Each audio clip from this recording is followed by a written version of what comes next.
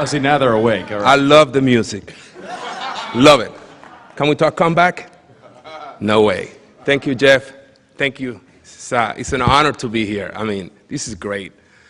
I was thinking how I was going to start my talk today, and I take a few notes, and I say, this is pretty ironic that I'm speaking here in front of you today.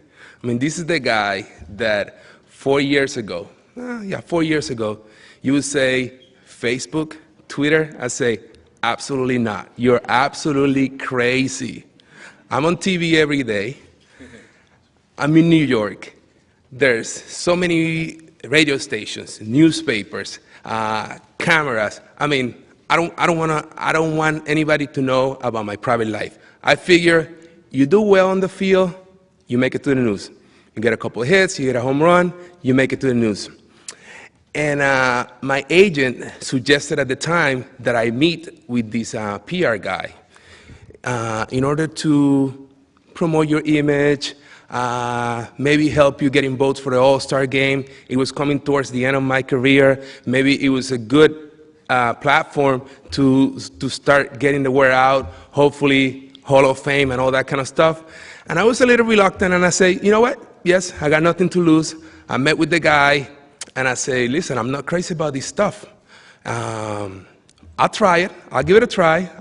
But I'm not crazy about it. So anyway, that was in 2008. Unfortunately, the following year, my career came to an end. I had hip problems, ended up having 3 surgeries within 21 months, so I won't bore you with that. So I retired. But there was something that I wanted to continue to do, cause very dear to my heart, which is my foundation. We started Extra Bases Foundation in 2001, and everything started with a small town in Puerto Rico, where I'm from, and I wanted to help a lot of people. So we don't have a building, we don't get the kids, but what we did, we identified different centers and institutions that dealt with kids every day, and we wanted to support them, we wanted to create awareness, and we wanted to spread the message that they were doing a fantastic job, a job that the government could not do or fulfill completely. So enter Twitter. So I started getting a little bit more active on Twitter, and this is what, 15 months ago. So I started tweeting a little more, and so I got a few followers, I got my message across. Next thing you know, we wanted to establish something for the foundation, for the platform. So we got Twitter for Extra Bases and Facebook as well. So it was a little frustrating because when we started, we would post like cool stuff from the foundation on our Twitter page, but you know, the following wasn't that great. And let me tell you, it's hard when you're doing fundraising events and when you're getting like good news out there. I think humans like the controversial, the more trendy stuff, and so I started to figure out that if I tweet on my personal stuff, try to redirect people to my to the foundation stuff, it used to work better. So I accidentally created some buzz. We'll tweet something silly, we talk about baseball, next thing you know, we have this conversation going, and then we'll sneak in a tweet here and there. Because believe me, it's hard. When you're on TV every day, it's easier to sell yourself and your product. But once you leave, as contrary as my people think, it becomes harder and harder.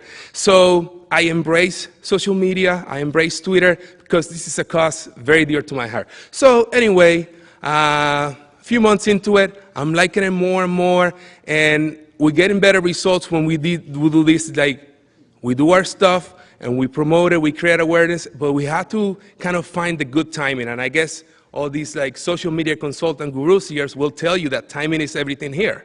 I mean, my consultant hand me this like sheet at the end of the month. This time of the day, or you reach so many people at the end of the month, on this demographic and this demographic. So I'm like, hold on. I don't have time for all that. But anyway, it's important. So I understood that if I wanted to make a difference, I had to embrace that and I had to play by those rules. So that's what we're trying to do. You know, we play by the rules, and I'm getting fascinated by the power, the flexibility, and the efficiency of social media.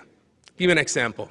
Last month, I'm sitting at home, minding my own business, playing with my kids, getting into bed, turn on the TV, Josh Hamilton, 4 home runs in one night. Awesome. I tweet, Josh, welcome to the club. I was the last person to do it. So little that I know, sitting at home, shorts on, a lot of activity on my account. Ooh. Within 2 hours, I was trending topic. I was doing nothing.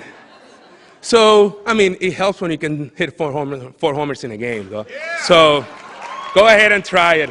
But anyway, at that time and the next day, we started putting stuff about our foundation in there and try to redirect people back to extra bases. So we try to create that timing. Another example, I'm not saying that I'm going to do this because a lot of Yankee fans are here. Subway Series coming up this weekend. I'm saying my Mets are going to kick the Yankees' butt. If I say that on Twitter now or post it on Facebook, I mean, I'm going to have a lot of lovers and a lot of haters. So I'm going to stay away from that one. I'm not going to do that. We tend to try to stay away from the silly stuff. I mean, we have fun with it. We try to send the message out there. We try to be efficient and try to get to as many people as we can. Because at the end of the day, that's what we try to do. You know, at this time where it's tough economics globally, you have the power to get to other people. I'm not trying to reinvent the wheel here. We all know this. But when you're doing fundraising events, every dollar counts, and every people that you get to counts. So, I mean, I tweet in Spanish. I tweet in English. If I want to get to fans in Toronto or in Canada, I tweet something about my playing days there. Or, I mean, as recent as last week I was there. I mean, they gave me a great welcome, a lot of activity in my account. So it's a great opportunity to push another campaign that we're doing in Puerto Rico. We're selling these, like, silly bands. We partnered up with a fast food chain in Puerto Rico, so we got this event that we're promoting. So it works great. But trying to find a way to get our message across. I mean, tweet in Spanish, tweet in English, like I said. I just kind of hate the guy that when you tweet something in Spanish, say English only. I'm like, are you kidding me? You decide to follow me, and then you tell me how to tweet, when to tweet. So anyway, I guess it comes to the territory. But it's a great tool. We can do it in both ways. But at the end of the day, what we want to do, we want to get the message out there that there's a lot of need out there, a lot of sick kids out there, a lot of kids that need special help, a lot of kids that need their medicine, a lot of kids that need their therapy, a lot of kids that need their food. They don't know if the stock market is up or down. They don't understand that. They probably don't understand the word recession. But it is important that if you want to make the difference and if you want to impact these lives, we get together, you try to use it to the best of your advantage. So what tweet do you want the audience to put out for you right now? I'm Carlos Delgado 21 and Extra Bases PR. So there's 2 tweets, but Carlos Delgado 21 is the one I use the most. No, I'll redirect you. Don't worry about it. What message could they do for the foundation right now? To give you have the world watching. Ask them for a tweet.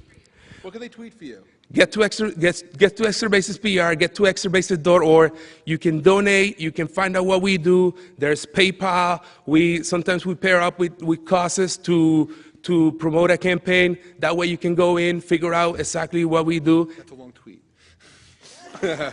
Well, they'll figure it out. All right. They have their own lingo. They can make all that in 140 characters. I mean, they're experts. Yeah. So, but anyway, that is the message. I love the fact that I'm doing it, I'm embracing it, and it's very powerful. So thank you for having me here, Jeff. Thank you so much. It's great.